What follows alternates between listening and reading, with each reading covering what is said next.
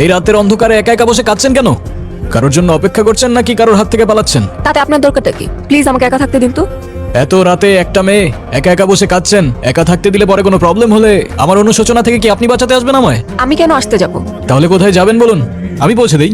জাহান্নামে। জাহান্নামে? ওকে, মনে করুন নিরাপদে পৌঁছে দেওয়ার দায়িত্ব আমার। চলুন পৌঁছে দেই। মজা করবেন না তো? আমি একদমই মজা করার মুডে নেই। কি হয়েছে বলুন তো? এত রাতে এভাবে একা বসে এমনি এমনি তো আর কান্না করছেন না, কিছু তো একটা হয়েছে আপনার। মা বাবা কেউ আমাকে বিশ্বাস করে না, সবাই আমাকে দোষারোপ করে। আমি কাউকে কিছু বোঝাতে পারি না। মাঝে মাঝে মনে হয় এই পৃথিবীর কোথাও আমার জন্য এক ফোঁটাও জায়গা নেই।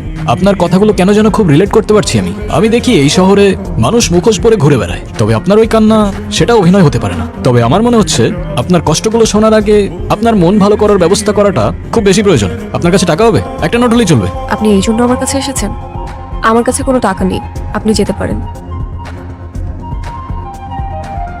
আমার এই ব্যর্থ চেষ্টার জন্য না হোক, এই ফুলটার জন্য হলেও আপনার চোখ মুছে একটু হাসা উচিত। ওই 500 টাকা দুইটা নোট কোথায় গেল? হাওয়ায় মিলিয়ে গেল। আপনি আসলে কে? ম্যাজিশিয়ান। ম্যাজিশিয়ান? আপনার নাম কি? আলাদিন। তাহলে আপনার জিনি কোথায়? ম্যাজিকগুলো তো সব জিনি করে। আমার জিনি আমাকে ছেড়ে পালিয়ে গেছে, তাই ওর সাথে জেদ করে আমি ম্যাজিক শিখে শহরে শহরে ম্যাজিক করে বেড়াই। আলাদিন, তুমি কি আমাকে একটা হেল্প করতে পারবে? কি? আমার জীবন থেকে ম্যাজিক করে সব প্রবলেমগুলো সলভ করে দিতে পারবে? সলভ করে তো দিতে পারবো না, কিন্তু ভুলিয়ে দিতে পারবো। তবে তাই দাও, আমি সবকিছু ভুলে যেতে চাই। আমি বাসা থেকে পালিয়ে এসেছি, আমি আর ফিরে যেতে চাই না। চলো তাহলে দূরের কোনো অজানা এক গন্তব্যে।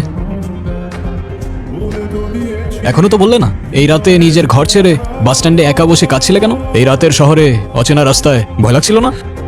ভয়ের থেকে বেশি কষ্ট। তবে আমি বললে তুমি বিশ্বাস করবে না। আরে তুমি একবার বলেই দেখো না, ম্যাজিশিয়ান আমি। বিশ্বাস অবিশ্বাসের সাথে আমার অনেক পুরনো বন্ধুত্ব, বুঝলে? আমার বাবা মা চায় আমি বিয়ে করি, কিন্তু যখনই কোনো ছেলে আমাকে দেখতে আসে আমি আচমকাই এমন অদ্ভুত, এমন উদ্ভট আচরণ করি যে ছেলে পক্ষ পালিয়ে যায়। উদ্ভট বলতে কেমন উদ্ভট? খুব ভালো ছেলে আমার, লাখে একটা পাওয়া যায়। মাশাআল্লাহ মাশাআল্লাহ। মাশাআল্লাহ। কিভাবে বিশ্বাস করব? আপনি কি জানেন মানুষের চেয়ে কুকুর বেশি বিশ্বস্ত? ভাই সাহেব, আপনি জানেন তো? জানেন, ওকেও চা দাও। নাও বাবা। আপনার ইচ্ছে হবে না? যদি চায় বাবা শরবত নাও, আর তোমরা দুজন কথা বলো, আমি আসতেছি।